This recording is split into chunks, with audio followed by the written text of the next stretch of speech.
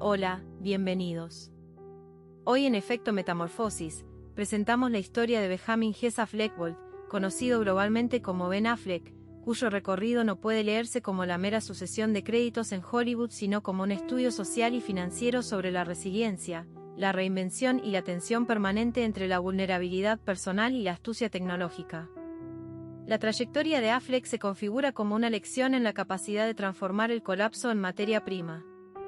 A las puertas del segundo trimestre de 2026, su figura ya no es solo la de un cineasta que recibió el más alto reconocimiento de su oficio, es también la de un magnate de la tecnología cinematográfica que supo monetizar su propia narrativa de caída y ascenso para liderar, desde dentro, la transformación ética de la inteligencia artificial en la industria del entretenimiento. Esta tesis, que el éxito verdadero no anula las caídas sino que las convierte en activos, recorre su vida como un motivo obsesivo.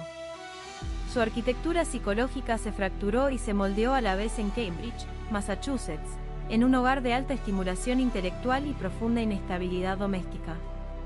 Nacido el 15 de agosto de 1972 en Berkeley, California, la familia se trasladó cuando él tenía 3 años y se asentó finalmente en Cambridge, bastión del pensamiento académico. Allí germinaron las raíces del conflicto. Su padre, Timothy Affleck, fue una presencia marcada por el alcoholismo severo y crónico, un actor y director de escena frustrado que alternó empleos diversos con un consumo diario que convirtió la casa en una tensión insoportable. Ben recordaría esa infancia con una frase que desarma: alivio cuando sus padres se divorciaron en 1984, a los 11 años.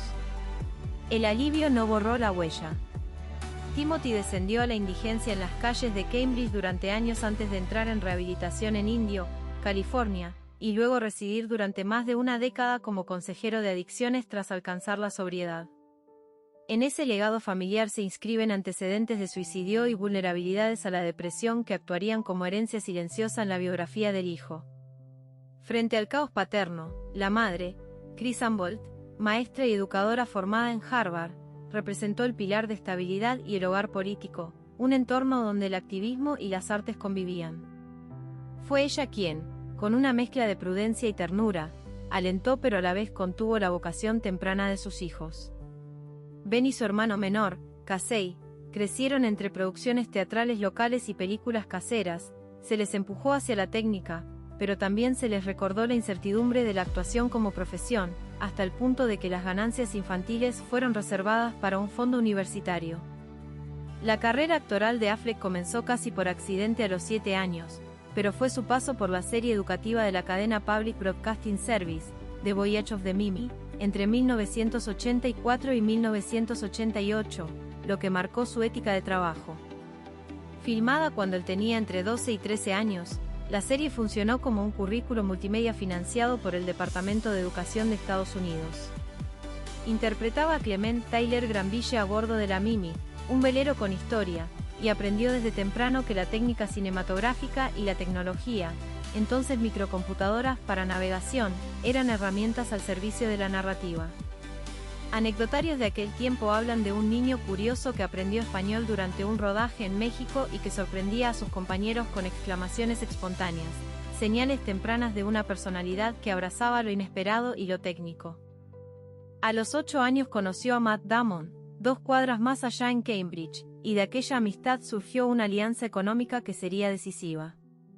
Durante la secundaria ambos viajaban a Nueva York para audiciones y financiaban sus incursiones con una cuenta bancaria conjunta alimentada por ganancias de comerciales y pequeños papeles. La pareja se construyó como pacto de supervivencia, insiders y outsiders a la vez, decididos a conquistar una industria que no siempre les ofrecía cabida. De esa frustración nació Good Will Hunting, escrito con furia y precisión, vendido por una suma que les otorgaría el Oscar al mejor guión original, convirtiendo a Affleck en el ganador más joven de la categoría a los 25 años. Fue una cima temprana que consolidó una tesis contradictoria: la gloria puede nacer de la rebeldía contra la indiferencia. El ascenso súbito convirtió a Affleck en galán de grandes producciones y objeto de tabloides, una transición que erosionó los límites. La era del exceso lo consumió. Protagonizó superproducciones que le dieron poder adquisitivo masivo pero le arrebataron la legitimidad crítica, mientras su identidad se disolvía en un producto de marketing. El alcohol comenzó a asomarse como tejido recurrente. En julio de 2001 ingresó por primera vez en rehabilitación. Lo condujo allí un amigo, Charlie Seen, después de una noche de excesos. 30 días de tratamiento fueron, en sus palabras, un intento por enderezarse antes de que sus vicios afectaran irreversiblemente su carrera. La presión mediática, su relación con Jennifer López durante la llamada era Bennifer y el fracaso comercial y crítico de Gigli en 2003 lo sumergieron en una crisis de identidad que parecía voraz. Frente a la caída, Affleck optó por la reinvención, se retiró de la actuación de grandes estudios para colocarse detrás de la cámara, convirtiéndose en artesano y, en cierto sentido, en autor. Su debut como director con Gun Baby Gun y la consolidación con The Town devolvieron credibilidad a su nombre. El punto culminante fue Argo, película que ganó el Oscar a la mejor película y revirtió la narrativa de Veneno de taquilla. En lo privado, la estabilidad de esos años estuvo ligada a su matrimonio con Jennifer Garner, con quien se casó en 2005 y tuvo 3 hijos. Garner, descrita entonces como influencia positiva, mantuvo a Affleck alejado del alcohol durante cerca de 8 años, un periodo de calma antes de la siguiente tormenta. La aceptación del papel de Batman en 2016 marcó el inicio de una nueva crisis. La presión física y simbólica del personaje, unida a la desintegración del matrimonio, propiciaron una recaída en el alcoholismo. El divorcio con Garner y la intervención pública de 2018, capturada por los paparazzi, fueron momentos de crudeza que Affleck eligió confrontar abiertamente. Habló de la adicción como enfermedad crónica y utilizó la visibilidad para reducir el estigma. Su actuación en The Way Back funcionó como terapia pública. Interpretar a un alcohólico en busca de redención fue simultáneamente espejo y trabajo de duelo. La siguiente etapa de su vida es, quizá, la más paradigmática para nuestra era, el divorcio como estrategia de reinvención y la conversión del dolor en capital. Desde 2022, Affleck trabajó en la creación de modelos de negocio que desintermediaran las ganancias y devolvieran poder a los creadores. Artist Equity, fundado con Matt Damon y Red Bear Capital, propuso compartir beneficios con todo el equipo, de directores a técnicos, y se presentó como una respuesta a una industria extractiva. Bajo ese paraguas produjo y articuló acuerdos lucrativos. Su imagen pública, incluso en comerciales, fue utilizada como herramienta de branding con una ironía nunca perdida, el adicto al café convertido en argumento financiero. Mientras su vida personal era pasto de tabloides tras el segundo divorcio con Jennifer López en febrero de 2025, Affleck ejecutaba en secreto la maniobra maestra que lo transformaría en protagonista de la era tecnológica del cine. Fundada en 2022, la empresa Interpositive no pretendía sustituir actores con algoritmos, se posicionó como un sistema de postproducción avanzado. Su propuesta fue simple y, al mismo tiempo, revolucionaria: entrenar la herramienta exclusivamente con el metraje grabado por la propia producción, material diario de rodaje, para corregir errores de continuidad, ajustar dinámicas de iluminación sin costosos reshots y eliminar elementos no deseados de manera casi instantánea. Así Interpositive se vendió como un purismo técnico frente a los escándalos de falsificación digital, proponiendo una ética del dato y de la autoría que atrajo a directores puristas. En marzo de 2026, Netflix adquirió Interpositive por una cifra millonaria que incluyó bonos por rendimiento, posicionando a Affleck como asesor senior en la plataforma. La venta no fue mera transacción, fue la capitalización de una narrativa tejida durante años, una narrativa que planteaba que la eficiencia tecnológica podía ser a la vez protectora de la autoría y rentable. La oferta se presentó como contrapeso a controversias como la que rodeó a The Brutalist, película en la que se criticó el uso de inteligencia artificial para alterar acentos y rasgos actorales. Interpositive se definió por no generar contenidos desde cero ni usar datos sin permiso, y ese diferenciador ético le granjeó simpatías entre cineastas preocupados por la deshumanización del oficio. El Affleck de hoy, a mediados de 2026, se describe con términos que repiten su propia tensión: pragmatismo melancólico. Su vida se ha despojado del brillo del glamour para centrarse en la sobriedad, en la paternidad y en una presencia pública que oscila entre el filósofo melancólico y el magnate tecnológico. En abril de 2026 ejecutó una maniobra sorprendente: cedió su participación en la mansión de Beverly Hills a Jennifer López sin compensación económica, un gesto interpretado por muchos como un cierre emocional definitivo. Mientras ella intentaba vender la propiedad, él se instaló en un espacio funcional en Pacific Palisades pensado para la SEO parentalidad y la eficiencia cotidiana. Las redes sociales, que en una era lo ridiculizaron, lo reconocen ahora como emblema de una nueva estética masculina, el fenómeno llamado sad boy posting. Fotografías donde aparece exhausto, fumando o desbordado por la cotidianidad, antes motivo de burla, se celebran hoy como resistencia contra la cultura de la perfección. Pero esa autenticidad convive con transformaciones físicas notorias.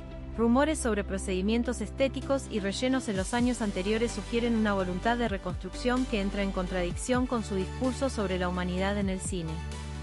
Expertos observan un rostro marcado por retoques que, paradójicamente, limita la expresión del hombre que habla de autenticidad. Su mayor temor, ha dicho, es cómo sus hijos verán en Internet su estado emocional. La relación con Bailey, Serapina y Samuel es el eje de su vida. Se le ve asistiendo a obras escolares, manteniendo la melancolía que lo caracteriza, al tiempo que afronta la sobriedad como una lucha diaria con el apoyo de su hermano Casey y de Matt Damon.